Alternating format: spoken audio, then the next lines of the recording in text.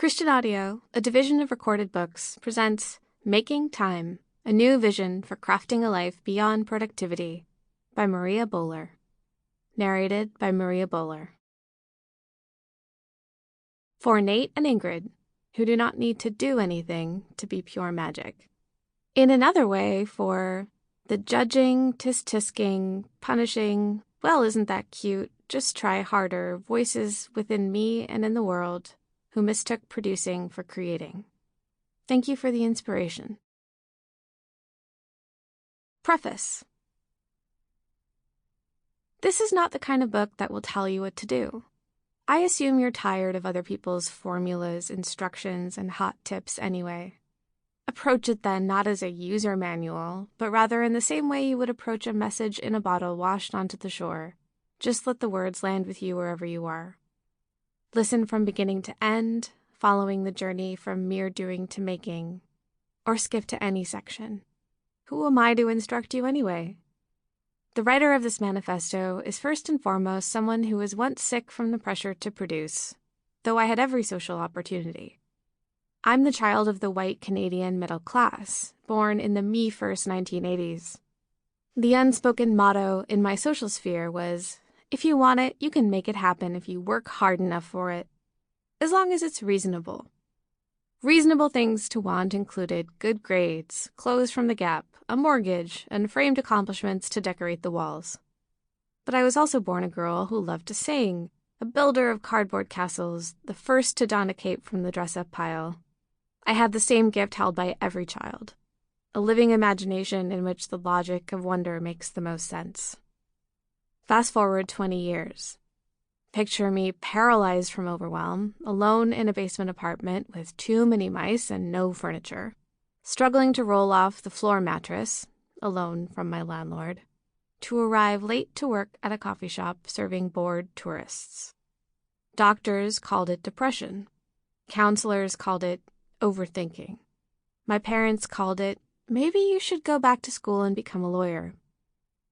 Privately, I called it the grayness, a dull ambient feeling that each day was a repeating task in which I rearranged dead objects for maximum efficiency. From the outside, I was not producing the so-called value that society expected from someone with my privileges. I simply could not, and I felt deeply ambivalent about trying. After nearly being fired multiple times from my barista job for being generally apathetic, I did the only thing I knew how to do at the time: attack the problem with the mind. All I knew at that point was this: the opposite of the grayness was the multicolor of making with the world around me, making beauty, making meaning, making a life. I remembered that much from my days of childhood play. With that breadcrumb, I crawled back to my hometown to finish my bachelor's in art history, studying photography, history, and philosophy. I found my way to a fancy Ivy League graduate school to study creativity and theories of meaning-making.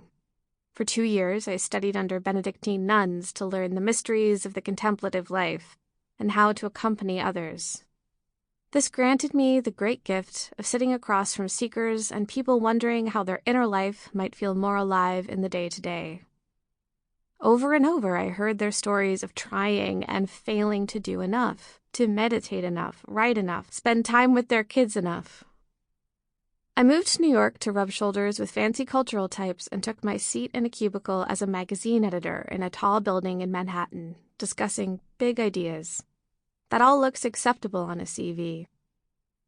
I went on to teach the creative process to university undergraduates as an MFA candidate in poetry and studied coaching, the inner game of outer accomplishment.